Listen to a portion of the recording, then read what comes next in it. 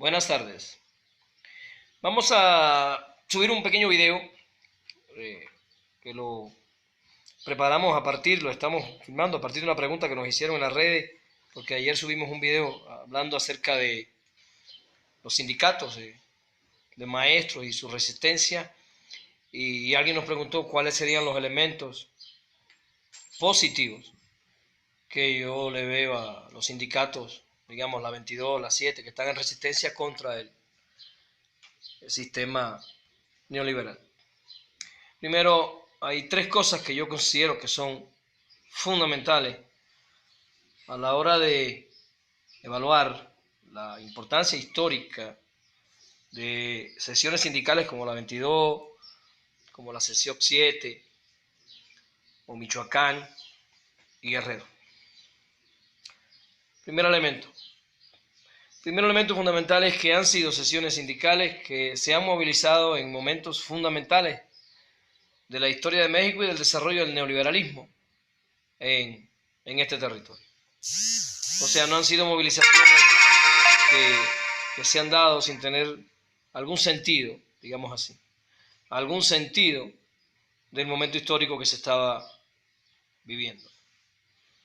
En el caso de Oaxaca, mencionemos aquel 2006, aquella conformación de la APO, cuando se reúnen varias organizaciones sociales, populares, campesinas, en una resistencia única. Y el caso Nochistlán, después de la muerte de los pobladores de Nochistlán, como la 22 se lanza a la calle a apoyar al pueblo.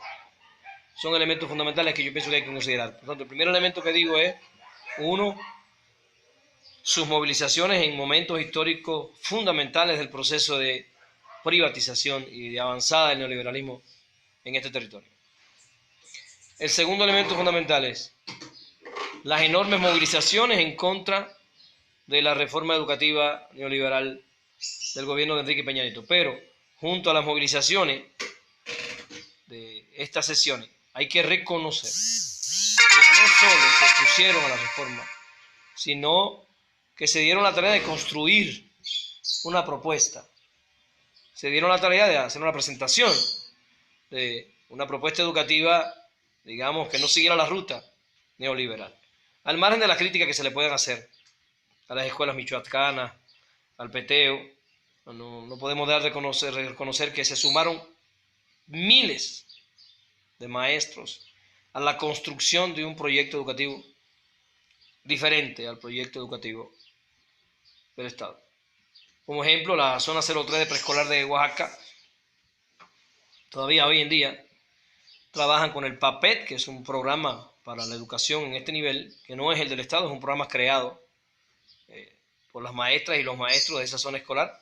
De hecho, el lunes se presentó el PAPET en la Cámara, en el foro del PT.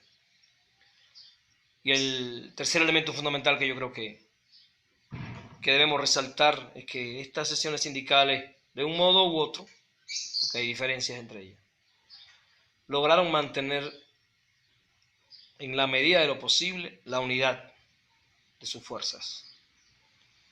Evidentemente hubo divisiones, como la aparición de la 59 en Oaxaca, que son divisiones que se dan a partir de un contexto histórico y del trabajo solapado del enemigo histórico para dividir, para debilitar, ¿no?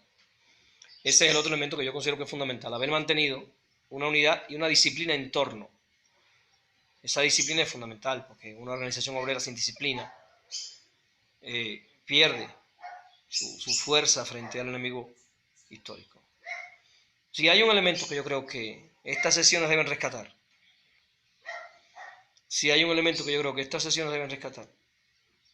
es el elemento referido al proceso de preparación política e ideológica de sus fuerzas.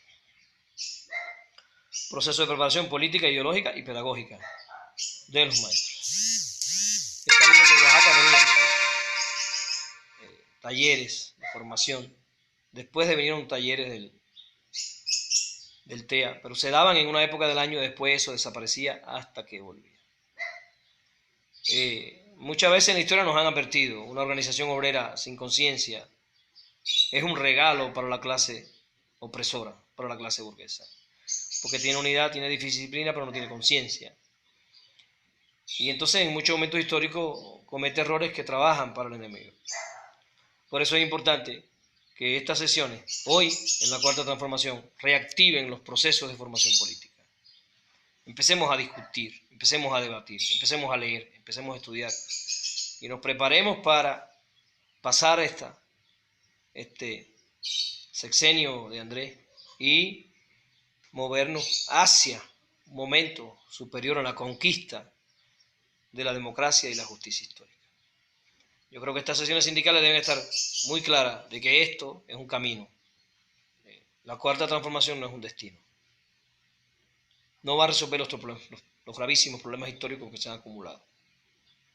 La Cuarta T es un comienzo, es una tendencia histórica. Nos estamos moviendo, yo diría, muy favorablemente. Pero ahora hay que trabajar con el pueblo y prepararlo para que esto se convierta ya en algo consolidado. Les doy las gracias por seguir este pequeño canal, por estar con nosotros, por permitirnos entrar en su casa. Nos vamos y nos vemos.